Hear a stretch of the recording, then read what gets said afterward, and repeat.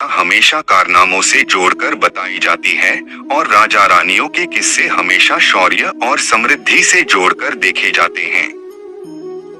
वहीं हिंदुस्तान की एक रानी ऐसी थी, जो थी तो मानव, लेकिन उनकी बात हमेशा दैवीय महत्व के साथ ही की जाती है। ये रानी थी मीराबाई, जिन्हें बहुत ऊंचा दर्जा प्राप्त है। मीराबाई को कई जगहों पर पूजा जाता है और कहते हैं कि उनके आसपास रहने वालों को कई चमत्कार देखने को मिले थे। मीराबाई मेवाड़ की रानी थीं और श्री कृष्ण की भक्त थीं। उन्हें अधिकतर लोग यही मानते थे कि वो दिव्य थीं और श्री कृष्ण में ही विलीन रहती थीं।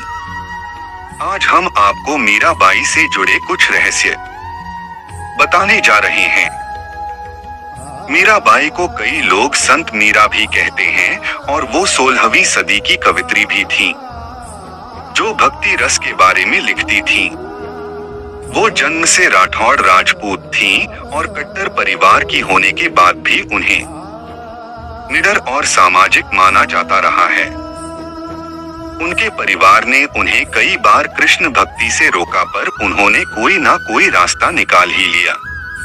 कृष्ण ही नहीं, राम भक्ति के लिए भी प्रसिद्ध थी मीराबाई। मान्यता है कि मीराबाई ने कृष्ण भक्ति के लिए तुलसीदास से उपाय पूछा था।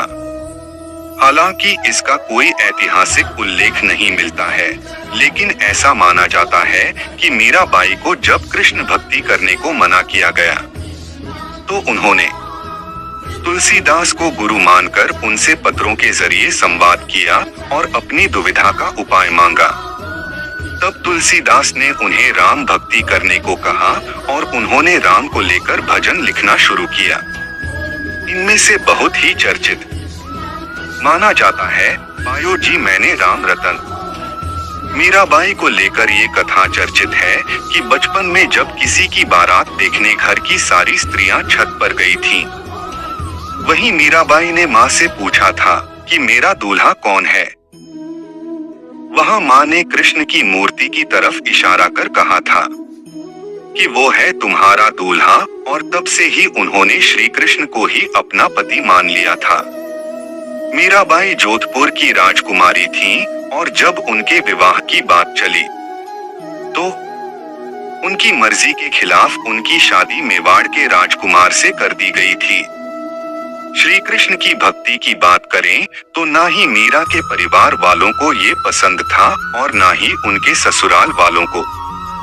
माना जाता है कि वो घंटों एक ही मंदिर में कृष्ण की मूर्ति के सामने नाचती रहती थीं और ऐसे में उन्हें विश्व लोकलाज की कोई चिंता नहीं थी। ऐसे में उनके ससुराल वालों ने कई बार उन्हें विष देकर मारने की कोशिश की और कई बार तो सांप से कटवाने की कोशिश भी की, लेकिन उन पर इसका कोई असर नहीं हुआ। शादी के कुछ साल बाद ही मीराबाई के पति का देहांत हो गया और उस वक्त उन्हें सती करने का प्रयास किया गया, लेकिन वो नहीं मानी और वो कभी वृंदावन तो कभी द्वारका गईं। कैसे हुई थी मीराबाई की मृत्यु? मीराबाई की मृत्यु को लेकर इतिहासकारों के बीच कई मतभेद हैं। कोई कहता है कि उन्होंने द्वारका में देह त्यागी थी और किसी के अनुसार वो वृंदावन में थी।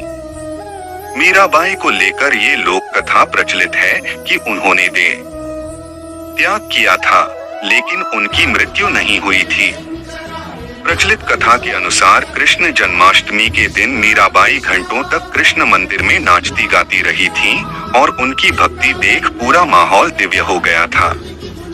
एक समय के बाद वो जमीन पर गिर गईं और मंदिर के द्वार अपने आप बंद हो गए। जब कुछ क्षण बाद वो खुले तो दिव्य रोशनी चारों ओर फैली हुई थी। लोगों के अनुसार उस वक्त बांसुरी की मधुर तान बज रही थी और मीरा की साड़ी कृष्ण की मूर्ति से लिपटी हुई थी। मीराबाई मरी नहीं थी, बस कृष्ण में विलीन हो गई थी। इतिहास में भी उनकी मृत्यु के बारे में कुछ भी ठीक ठाक नहीं लिखा है और उनकी मृत्यु का कोई ठोस प्रमाण नहीं है। तो ये थी मीराबाई के बारे में कुछ रोचक बातें।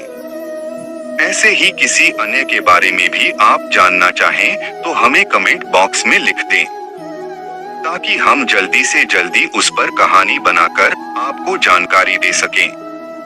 अगर आपको ये कहानी अच्छी लगी है तो इसे शेयर जरूर करें। ऐसी ही अन्य कथा कहानियां सुनने के लिए जुड़े हमारे साथ।